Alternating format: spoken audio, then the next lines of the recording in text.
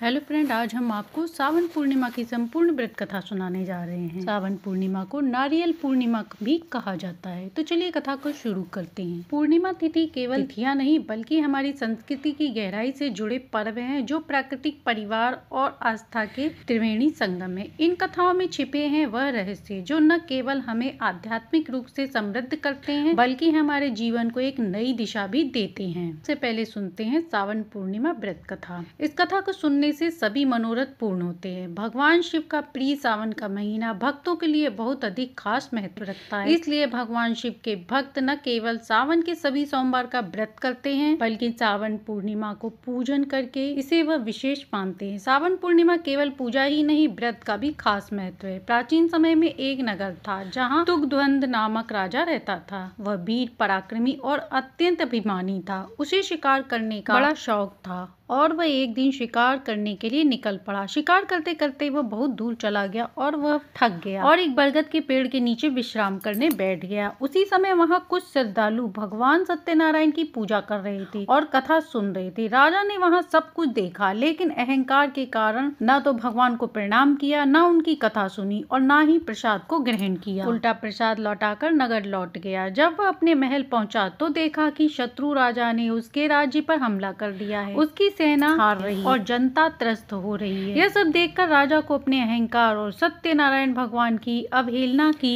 याद आई और वह वहां पर वापिस पहुंच गया। वहां जाकर उसने भगवान से क्षमा मांगी, कथा सुनी और विनम्रता से प्रसाद ग्रहण किया। राजा के इस पश्चाताप से भगवान सत्यनारायण प्रसन्न हो गए और उसे क्षमा कर दिया। उनके आशीर्वाद से राजा का राज्य पुनः समृद्ध हुआ, राजा सुखी हुआ और राजा ने दीर्घ काल तक धर्म पूर्वक राज्य किया और अंत में वह स्वर्ग लोक को प्राप्त हुआ। ऐसी मान्यता है कि सावन पूर्णिमा के दिन सत्यनारायण व्रत कथा को श्रद्धा से पढ़ने, सुनने और प्रसाद ग्रहण करने से मनोकामनाएं पूर्ण होती हैं, संकट दूर होते हैं और जीवन में सुख, शांति और समृद्धि आती है। यह कथा वाजपेयी यज्ञ के बराबर फल देता है। श्रावण पूर्णिमा, जिसे ऋषि पूर्णिमा भी कहा जाता है, श्रावण के महीने की अंतिम पूर्णिमा होती है। यह दिन ऋषियों मुनियों को समर्पित होता है और इस दिन ऋषि तर्पण करने का विधान है। मान्यता है कि इस दिन सप्त ऋषियों की पूजा करने से ज्ञान और बुद्धि में वृद्धि होती है। श्रावणी कर्म को यज्ञोपवीत संस्कार से संबंधित भी कहा गया है। इस दिन ब्राह्मण यज्ञोपवीत जनेऊ बदलते हैं और ऋषि मुनियों का तर्पण करते हैं। श्रावणी पूर्णिमा के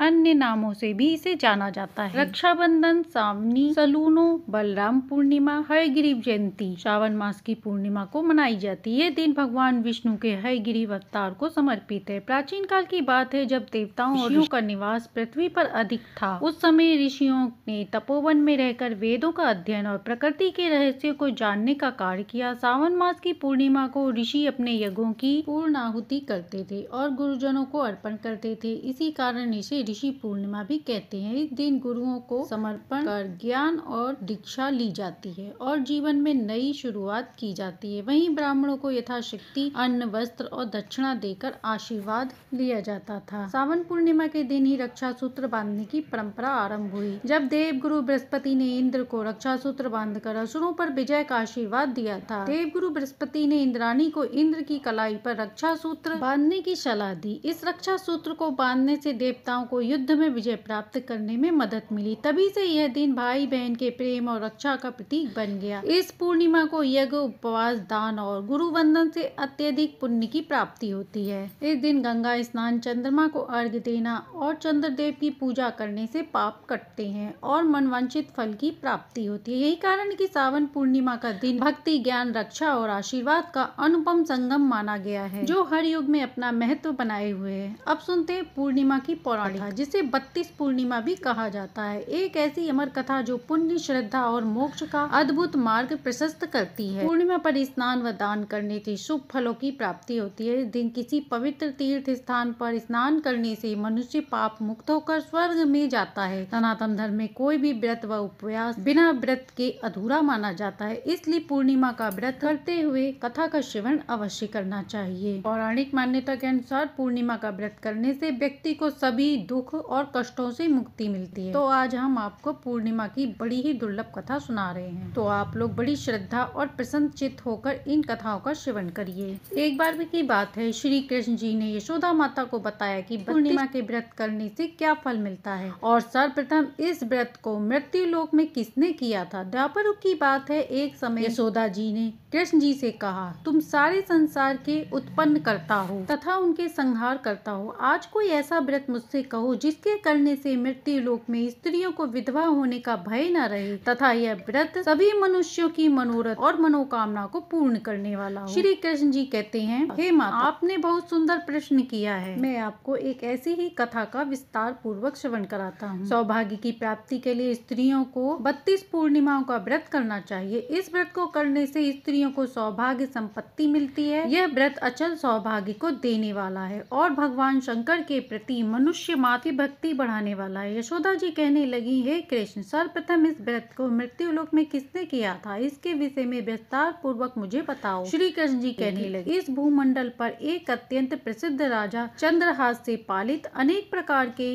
रत्नों से परिपूर्ण कातिका नाम की एक नगरी थी। वहाँ धनेश्वर नाम का एक ब्राह्मण था और उसकी स्त्री अति सुशील रूपवती थी। दोनों ही उस नगरी में बड़े प्रेम के साथ रहते थे। घर में धन धान्य आदि किसी चीज की कमी नहीं थी। उनको बस एक ही बड़ा दुख था कि उनके कोई संतान नहीं थी, जिस वजह से वह लोग बड़े दुखी रहते थे। एक दिन एक बड़ा तपस्वी योगी उस नगरी में आया। वह बाकी लोगों के घरों से भिक्षा लेता, लेकिन उनके घर से भिक्षा नहीं लेता। एक दिन योगी गंगा किनारे भिक्षा मांगकर प्रेम पूर्वक खा रहा था कि धनेश्वर ने योगी को यह सब करते देख लिया। अपनी भिक्षा अनादर से दुखी होकर धनेश्वर योगी से बोले, आप सभी घरों से भिक्षा लेती हैं परंतु मेरे घर से भिक्षा कभी नहीं लेते, इसका क्या कारण है। योगी कहने लगे कि आपके घर धर्म हमें इस बात की आज्ञा नहीं देता, क्योंकि अभी आप गृहस्थ जीवन में एक सुख से वंचित हैं। आपके घर में संतान न होने के कारण मैं आपके घर से भिक्षा स्वीकार नहीं कर सकता। जब आपके घर में संतान होगी तब मैं भिक्षा स्वीकार कर लूंगा। उन्होंने कहा कि जिसे संतान नहीं है उसके घर से भिक्षा लेने से मेरे पतित होने का डर है।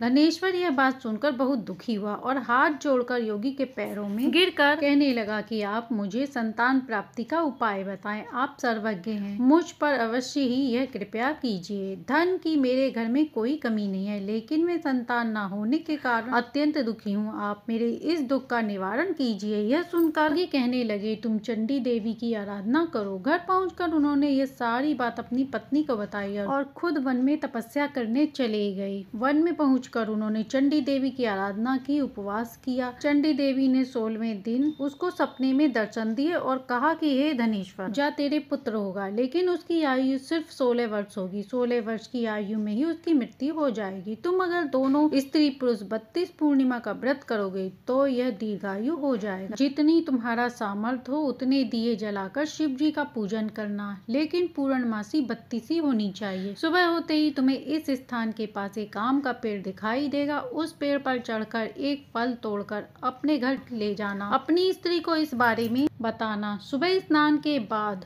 वह स्वच्छ होकर शंकर जी का ध्यान करके उस फल को खा ले, तब भगवान शंकर की कृपा से उसको गर्भ हो जाएगा। जब ब्राह्मण सुबह उठा तो उसे उस स्थान पर आम का पेड़ दिखाई और वह उसमें लगे फल को तोड़ने चढ़ा, लेकिन वह पेड़ पर चढ़ नहीं पा रहा था। यह देखकर उसे बड़ी चिंता हुई। उसने भगवान गणेश की उपासना की और कहा, दयानिधि, अपने भक्तों के विघ्न का नाश करके उनके मंगल कार्य को करने वाले, दुष्ट का नाश करने वाले, रिद्धि सिद्धि देने वाले, आप मुझे इतना बल दें कि मैं अपनी मनोकामना पूरी कर सकूं। इसके बाद वह पेड़ से फल तोड़कर अपनी पत्नी के पास पहुंचा। उसकी पत्नी ने अपने पति के कहे अनुसार इस फल को खा लिया और वह गर्भवती हो गई। देवी की कृपा से उसे सुंदर पुत्र प्राप्त हुआ। उसका नाम उन्होंने देवीदास रखा। माता पिता के हर्ष और शोक के साथ वह बालक बढ़ने लगा। भगवान की कृपा से बालक बहुत ही सुंदर, सुशील और पढ़ाई लिखाई में बहुत ही निपुण था। दुर्गा जी के कहे अनुसार उसकी माता ने 32 पूर्णमासी का व्रत रखा। जैसे ही 16वां साल लगा, दोनों पति पत्नी बहुत दुखी हुए। कहीं उनके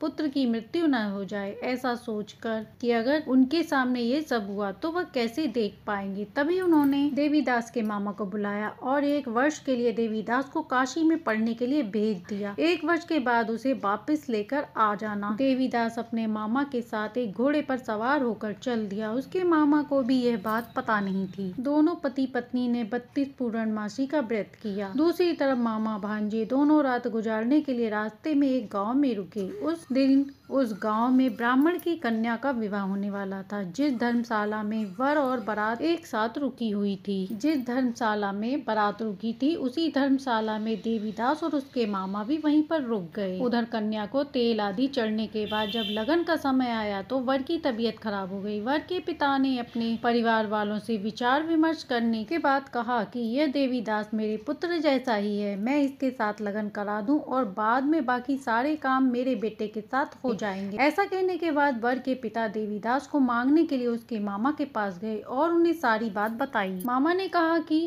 कन्यादान में जो कुछ भी मिलेगा वो हमें दे दिया जाए। वर के पिता ने बात स्वीकार कर ली। इसके बाद देवीदास का विवाह कन्या के साथ संपन्न हो गया। इसके बाद वह अपनी पत्नी के साथ भोजन न कर सका और मन में विचार करने लगा कि न जाने किसकी पत्नी होगी। यह सोचकर उसकी आंखों में आंसू आ गए। तब वधू ने पूछा कि क्या बात है, आप उदास क्यों हैं? तब उसने सारी बात अपनी पत्नी को बता दी। तब कन्या कहने लगी, यह विवाह ब्रह्म विवाह के विपरीत है। आप ही मेरे पति हैं और मैं आपकी पत्नी रहूंगी, किसी अन्य की कभी नहीं। तब देवीदास ने कहा, ऐसा मत करिए क्योंकि मेरी आयु बहुत कम है, मेरे बाद आपका क्या होगा। लेकिन उसकी पत्नी नहीं मानी और बोली, स्वामी जी आप भोजन कीजिए। दोनों रात में सोने के लिए चले गए। सुबह देवीदास ने पत्नी को 4 नगों से जड़ी एक अंगूठी दी और एक रुमाल दिया और बोला कि हे प्रिय, से ले लो और संकेत समझकर स्तर चित्र हो जाओ। मेरे मरण और जीवन जानने के लिए एक पुष्प वाटिका बना लो, उसमें सुगंधित वाली नव मलिका लगा लो, उसको प्रतिदिन जल से सींचा करो और आनंद से खेलो कूदो। जिस समय और जिस दिन मेरा प्राणांत होगा उस दिन ये फूल सूख जाएंगे और जब ये फिर से हरे हो जाएं तो समझ लेना मैं जीवित हूँ। यह समझाकर वह वहाँ से चला गया। इसके बाद जब वर और बाकी बाराती मंडप में आए तो कन्या ने उसे देखकर कहा कि ये मेरा पति नहीं है, मेरे पति वह हैं जिनके साथ रात में विवाह हुआ था, और यदि ये वही हैं तो बताएं कि मैंने इन्हें क्या दिया था। साथ ही कन्यादान के समय के आभूषण मिले थे उन्हें दिखाएं। कन्या की ये सारी बातें सुनकर वह कहने लगा कि मैं ये सब नहीं जानता। इसके बाद सारी बारात अपमानित होकर लौट गई। भगवान कृष्ण बोले, हे माता, इस प्रकार देवीदास काशी चला गया। कुछ समय व्यतीत हो गया तो एक सर्प उसको डसने के लिए वहाँ आया, लेकिन वह उसको काट नहीं पाया क्योंकि उसकी माता ने पहले ही 32 पूर्णिमा का व्रत कर लिया था। इसके बाद खुद वहाँ काल पहुँचा। भगवान की कृपा से तभी वहाँ माता पार्वती और शिव जी गणेश आ गए। देवीदास को मूर्छित दशा में देख माता पार्वती ने भगवान शिव से प्रार्थना की कि हे महाराज, इस बालक की माता ने पहले ही 32 पूर्णिमा के व्रत कर लिए हैं, आप इनको प्राण दान दे। भगवान शिव ने माता पार्वती के कहने पर उसे प्राण दान दे दिए। उधर उसकी पत्नी उसके काल की प्रतीक्षा कर रही थी। उसकी पत्नी ने जाकर देखा कि पुष्प और पत्र दोनों ही नहीं है, तो उसे बहुत आश्चर्य हुआ और जब उसने देखा कि पुष्प वाटिका फिर से हरी हो गई है तो वह समझ गई कि उसका पति जिंदा हो गया है। इसके बाद वह बहुत प्रसन्न हुई। इसके बाद वह अपने पिता के पास गई और कहा कि मेरे पति जीवित हैं, उनको ढूंढ लिए। जब 16वां वर्ष व्यतीत हो गया तो देवीदास भी अपने मामा के साथ से चल दिया। इधर उसकी पत्नी के परिवार वाले उन्हें ढूंढने लगे कि उन्होंने देखा कि देवीदास और उसके मामा उधर से आ रहे हैं। उनको देखकर उनके ससुराल वाले बहुत प्रसन्न हुए और उसे अपने घर ले आए। वहाँ सारा नगर इकट्ठा हो गया और कन्या ने भी उसे पहचान लिया। देवीदास इसके बाद अपनी पत्नी और मामा को लेकर वहाँ से चल दिया। उसके ससुर ने भी उसे बहुत सा धन दिया। जब अपने घर की तरफ चल रहा था तो उसके माता पिता को लोगों ने खबर दी कि तुम्हारा पुत्र देवीदास अपने मामा और अपनी पत्नी के साथ आ रहा है। ऐसा सुनकर पहले तो उन्हें विश्वास नहीं हुआ, लेकिन जब देवीदास आया और उसने अपने माता पिता के पैर छुए तो देवीदास के माता पिता ने उसका माथा चूमा और दोनों को अपने सीने से लगा लिया। दोनों के आने की खुशी में धनेश्वर ने बहुत दान पुण्य किया। श्री कृष्ण जी कहने लगे लगे। इस तरह धनेश्वर को 32 पूर्णिमा के व्रत के प्रभाव से संतान की प्राप्ति हुई और जो स्त्रियां इस व्रत को करती हैं वह जन्म जन्मांतर तक वैधव्य दुख नहीं देखती और सदैव सौभाग्यवती रहती हैं। यह मेरा वचन है। यह व्रत संतान देने वाला और सभी मनोकामनाओं को पूर्ण करने वाला है। तो प्रेम से बोलिए हर और हरि की जय।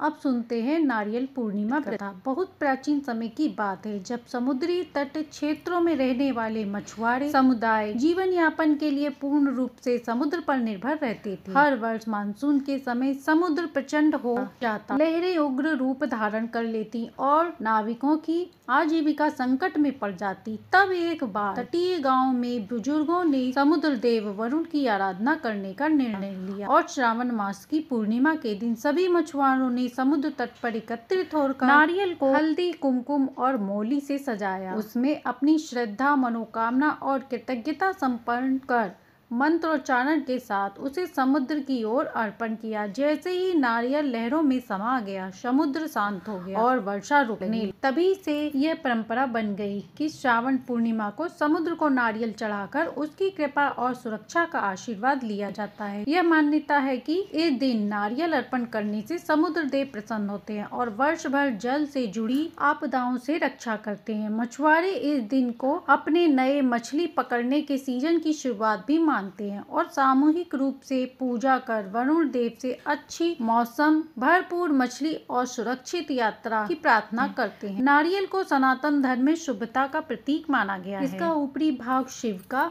मध्य भाग विष्णु जी का और रस युक्त हिस्सा ब्रह्मा जी का स्वरूप है। इसलिए इसे अर्पण करना केवल धार्मिक अनुष्ठान नहीं बल्कि प्रकृति, समुद्र और जीवन के प्रति आभार प्रकट करने का आध्यात्मिक माध्यम भी है। जब यह नारियली पूर्णिमा, रक्षाबंधन और सावन पूर्णिमा जैसे पावन पर्वों के साथ आती है तब यह दिन केवल एक तिथि नहीं बल्कि रिश्तों का, प्रकृति और परंपरा के त्रिवेणी संगम का उत्सव बन जाता है। तो प्रेम से बोलिए श्री हर और हरि की जय। तो ये थी श्रावण पूर्णिमा की संपूर्ण कथा। यदि ये कथा पसंद आई हो तो लाइक, सब्सक्राइब करें।